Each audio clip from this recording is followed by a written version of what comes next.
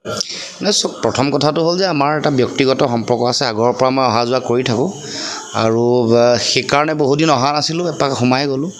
বেলেগ বেলেগ দেশৰ কথা বতৰা পাতি আছোঁ, পৰিৱেশ পৰিস্থিতি, ৰাজনৈতিক প্ৰেক্ষাপট কেনেকুৱা হোৱাটো উচিত, কি কৰণীয় আছে, এতিয়া জাতীয় সংকট চলি আছে বিভিন্ন ধৰণৰ, এইবোৰ কেনেকৈ নিৰাময় কৰিব পাৰি, জাতীয়তাবাদৰ পুনৰুত্থান কেনেকৈ কৰিব পাৰি, কাৰণ তেখেতো বহুত দিন জাতীয়তাবাদী ধাৰাটোৰ লগত জড়িত আছিলে আৰু আমিতো আজন্ম জাতীয়তাবাদী, গতিকে তেনে প্ৰেক্ষাপটত কেনেকৈ এইবোৰ পুনৰুদ্ধাৰ কৰিব পাৰি, ৰাজনৈতিক গতিবিধি কেনেকুৱা, কি কৰাটো উচিত বা বিৰোধী ৰাজনৈতিক শক্তিৰ কেনেকুৱা এই সময়ত দায়িত্ব, এনেকুৱা ধৰণৰ কথা বতৰাবোৰ আমি পাতিছোঁ আৰু আমি আশা ৰাখিছোঁ যে পৰৱৰ্তী দিনসমূহত আমি ৰাজ্যখনৰ, অসমৰ মানুহৰ, অসমৰ খিলঞ্জীয়া থলগিৰি ভূমিপুত্ৰ অসমীয়া মানুহৰ তেওঁলোকৰ ৰাজনৈতিক সুৰক্ষা, ভাষা কৃষ্টি সংস্কৃতিৰ সুৰক্ষা কেনেকৈ ৰাজনৈতিকভাৱে আমি পুনৰুদ্ধাৰ কৰিব পাৰোঁ বা পুনৰুত্থান কৰিব পাৰোঁ, সেই ক্ষেত্ৰত আমি আগন্তুক দিনসমূহত কথা বতৰা পাতি সকলোৱে একেলগে আগবাঢ়িম।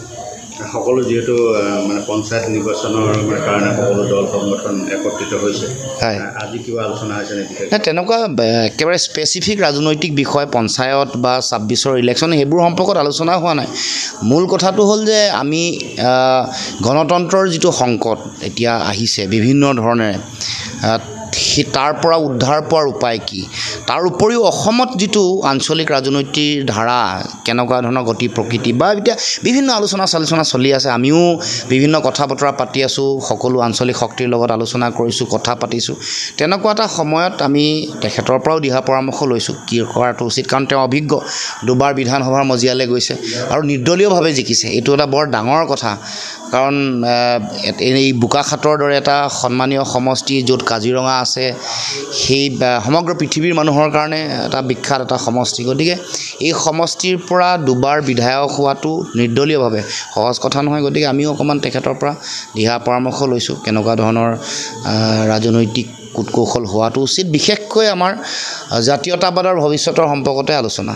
নমস্কাৰ, মই উৎপল দাস আৰু আপোনালোকে চাই আছে এনি ভাৰত। আৰু আপোনালোকক জনাবলৈ পাই মই বহুত সুখী হৈছোঁ যে আমাৰ সকলোৰে মৰমৰ শ্ৰদ্ধা জুবিন গাৰ্গৰ গীতসমূহৰ ভিত্তিত এটা খুব সুন্দৰ ৰিয়েলিটি শ্ব' এনি ভাৰতে আয়োজন কৰিছে, জুবিনৰ গানে কি আনে। এই প্ৰথম ছিজনটোত অডিশ্যনছ আৰম্ভ হ'ব আগষ্টৰ পৰা অসমৰ বিভিন্ন জিলাত। গতিকে মই সমূহ কলাকুশলী, বিশেষকৈ যিসকল প্ৰতিভাশীল গায়ক গায়িকা আছে আমাৰ সমাজত, তেওঁলোকলৈ মই এটা আহ্বান জনাইছোঁ, তেওঁলোকে প্ৰস্তুত হওক এই ৰিয়েলিটি শ্ব'ৰ বাবে। আৰু তাৰিখটো হৈছে 15 আগষ্ট 2024 চন, এনি ভাৰতৰ অডিশ্যন জুবিনৰ গানে কি আনে।